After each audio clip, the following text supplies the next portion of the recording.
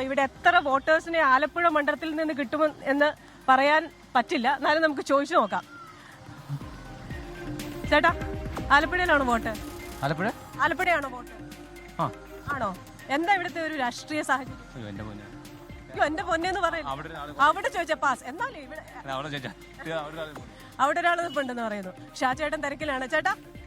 ചേട്ടാ ഓയ് 24 നിന്ന് വരുവാണ്. ഇവിടുത്തെ ഒരു രാഷ്ട്രീയ സ്ഥിതിയൊക്കെയാണ്, തെരഞ്ഞെടുപ്പ് ചൂടല്ലേ. അപ്പൊ എന്താണ് ഇവിടുത്തെ ഒരു അവസ്ഥ? അവസരം പറഞ്ഞപ്പം ഒന്നും പറയാൻ പറ്റത്തില്ല. 3 കൂട്ടരും ഒപ്പത്തിറപ്പ് നിൽക്കുകയാണ്. എന്നാലും ആർക്കാണ് സാധ്യത? ഇപ്പൊ വന്നപ്പോ AD തോമസ് ഒരു ദുർബല സ്ഥാനാർത്ഥിയാന്നൊക്കെയാണ് LDF പറഞ്ഞത്. പക്ഷെ ഇപ്പൊ എന്താ അവസ്ഥ? ഇപ്പോഴും ഞാൻ ആ വാർഡിലാണ് താമസിക്കുന്നത്. അപ്പോൾ ചിത്തരഞ്ജനുമായിട്ട് കട്ടക്കട്ടക്ക് ഇരിക്കുന്ന ഒരു പൊസിഷനാണ് ഞാനിപ്പോൾ കാണുന്നത്. ഇപ്പൊ ഒരു ഭരണമാറ്റമൊക്കെ ഉണ്ടാവും സംസ്ഥാനത്ത്?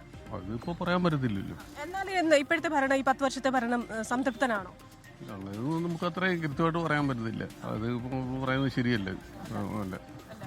അപ്പോ വേറെ ആരാണ് ഈ മണ്ഡലത്തിലുള്ള? ഹലോ, വോട്ടറാണോ? സോറി, ഇവിടെ പലരും പ്രതികരിക്കാൻ. ഹലോ, ഈ മണ്ഡലത്തിലെ വോട്ടറാണോ? ഞാൻ ആലപ്പുഴ എന്താ അവസ്ഥ? ആലപ്പുഴ LDF ആയിരിക്കും. അപ്പൊ ഒരു ഭരണമാറ്റമൊന്നും ഉണ്ടാവില്ല എന്ന് വിശ്വസിക്കുന്നു. അതെ. അപ്പോ ഇവിടുത്തെ ആൾക്കാര് പൊതുവെ രാഷ്ട്രീയമായ നിഷ്പക്ഷ നിലപാടുള്ളവർ കുറച്ചു പേരാണ്. ബാക്കി എല്ലാവർക്കും കൃത്യമായ രാഷ്ട്രീയമുള്ളവരാണ്. ഒരു ചുവപ്പിന്റെ രാഷ്ട്രീയമുള്ള നാടാണ്. മാത്രമല്ല അശ്വിനെ, ഈ കനാലുകളും കടലോരവും ഒക്കെ വിധി എഴുതുന്ന ഒരു ജനത കൂടിയാണ് ഇവിടെ. ഒപ്പം തന്നെ വൈവിധ്യമാർന്ന വോട്ടേഴ്സ് ഉണ്ട്. അപ്പൊ നമുക്ക് ജനശബ്ദത്തിലേക്ക് പോയാലോ? ജനങ്ങൾ ഒരുപാട് കാര്യങ്ങൾ നമ്മളോട് പറഞ്ഞിട്ടുണ്ട്. അപ്പൊ ആലപ്പുഴയിലെ ജനങ്ങൾക്ക് എന്താണ് പറയാനുള്ളതെന്ന് നമുക്ക് നോക്കാം. ഭരണമാറ്റം വേണമെന്നല്ല.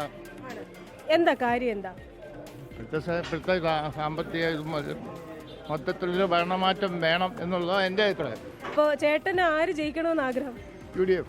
ഇവിടെ ഇടതുപക്ഷം തുടരണം എന്ന് പറയുന്നത് കാലങ്ങൾ ഇത്രയായിട്ടും ചരിത്രത്തിൽ ഇന്ന് വരെയും കാണാത്ത വികസനങ്ങൾ ഉണ്ടായിട്ടുണ്ട്.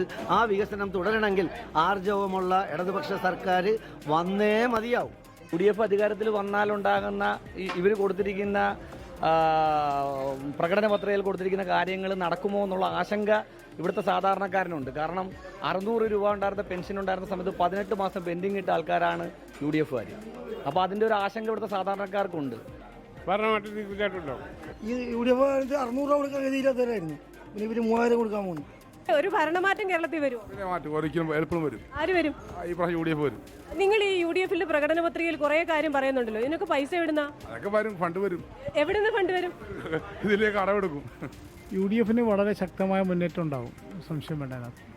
AD തോമസിന്റെ കാര്യത്തിൽ സംശയം ഇന്ന് തീർന്ന എല്ലാവർക്കും. രാഹുൽജി വന്നതോടുകൂടി പുതിയ ഗവൺമെന്റ് വരുമ്പോൾ നേരിടാൻ പോകുന്ന സാമ്പത്തിക പ്രതിസന്ധി തന്നെയാണ്. പക്ഷെ അതെല്ലാം കണ്ടുകൊണ്ടാണ് ആദ്യത്തെ 100 ദിവസത്തിനകം ഇതെല്ലാം നടപ്പിലാക്കാനുള്ള പദ്ധതിയോടെ മുന്നോട്ട് പോകുന്നത്. ഭരണം മാറുമോ സംസ്ഥാനത്ത്?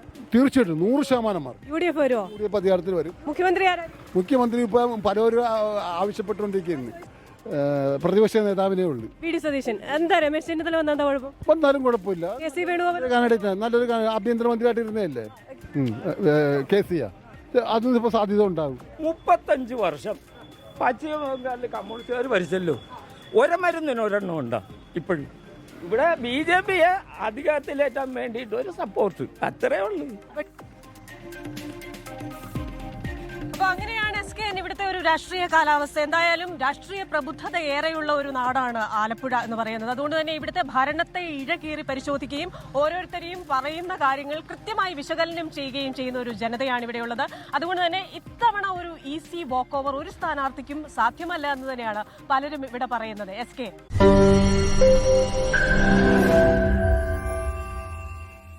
ലോകത്തെവിടെയായാലും ഏത് സമയത്തും 24 വാർത്തകളും ഓഗ്മെന്റഡ് റിയാലിറ്റി പാക്കേജുകളും എക്സ്പ്ലെയിനറുകളും വിശദമായി കാണാൻ ഞങ്ങളുടെ YouTube ചാനൽ നിങ്ങൾക്ക് സബ്സ്ക്രൈബ് ചെയ്യാം.